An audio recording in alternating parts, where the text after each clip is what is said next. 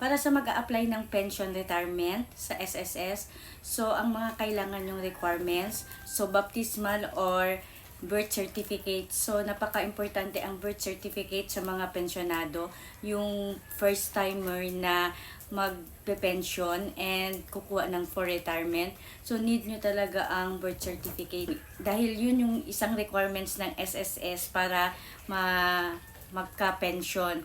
So, karamihan sa mga seniors ay walang mga birth certificate, walang baptismal.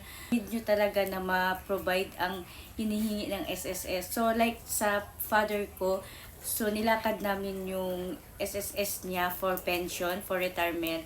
So, 60 years old na siya. Then, pagpunta namin ng SSS, hiningian kami ng birth certificate. So, wala siyang birth certificate, wala din siyang baptismal. So, yun yung problema.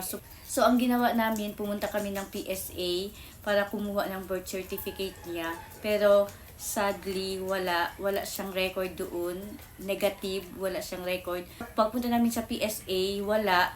So, problema namin dahil kailangan talaga na maisabit namin sa SSS. So, ang ginawa namin, punta kami ng civil registrar for late registration. So, magpapalit registration na lang para makagawa ng birth certificate, para ipalit registration na lang para sa birth certificate. So, ang problema sa civil registrar ay hinihingian kami ng baptismal. So, which is walang baptismal, wala kaming baptismal. So, baptismal ang hinihingi, birth certificate, tapos form 137 daw. Tapos, birth certificate ng parents, both parents. So, ang problema is, walang birth certificate yung parents ng papa ko. So, ang problema doon, ang daming requirements na hinihingi ng civil registrar. So, sa baptismal pa lang wala na. Sa taga Bacolod City siya. Doon siya pinanganak sa Negros Occidental, Bacolod City. Sa amin doon sa civil registrar. So kailangan niya talagang umuwi ng Negros Occidental para doon asikasuhin ang kanyang birth certificate. Doon siya magpa-late registrar. Doon sa munisipyo yung mga kailangan na para ma-provide ang birth certificate for late registration. So, ang problema lang din talaga kasi ang layo nun. So, sabi namin sa civil registrar kung dito na lang magpa-late registration. So, yun na nga. Pwede daw dito sa Zamboanga City magpa-late registration pero kailangan namin i-provide yung mga requirements na hinihingi nila.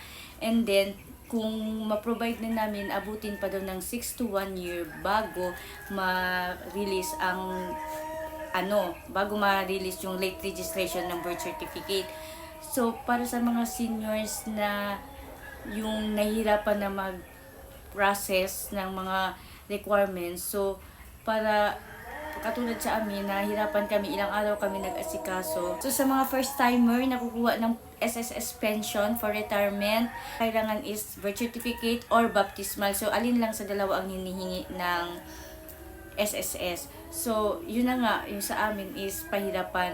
Kaya sana, maasikaso namin. Pumunta nga pala kami sa kasi yung namin, yung option namin is na lang siya, i-baptize na lang siya, binyagan na lang siya. So, pumunta kami sa isang kilalang simbahan dito sa Zamboanga City, which is, ikinuwento nga namin yung kalagayan niya na wala siyang birth certificate and then wala din baptismal kasi nag-request na yung tita ko sa Bacolod City ng birth certificate niya is wala, negative siya doon, walang nakitang any baptismal or birth certificate. Kaya kami dito sa Zamboanga City kung pwede na binyagan na lang siya ulit sa edad niyang 60 para makakuha lang ng baptismal and yun yung proceed namin sa SSS, which is hindi pala pwede yun. Sabi sa amin sa simbahan, hindi daw pwede na ibabaptize mo lang yung isang tao para lang sa requirement ng SSS kasi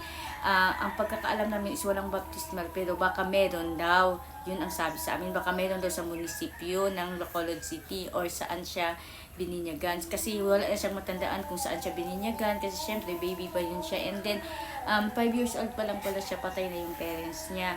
So, wala talaga siyang maipakitang requirements. Wala namin, pumunta kami ulit sa SSS and pinakita ko din sa SSS yung ni-request ng tita ko sa PSA na for birth certificate niya na negative siya, na as in wala talaga siyang record. So, ang sabi sa amin sa SSS is need na makausap mismo yung senior citizen na mag-apply para magawa ng paraan kung paano nga ba.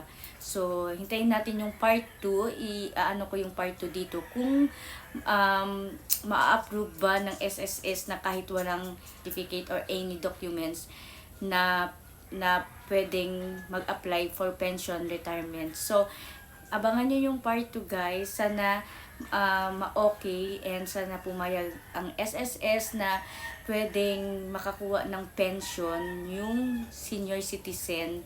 Thank you for watching guys. Abangan nyo yung part 2. Thank you. Bye!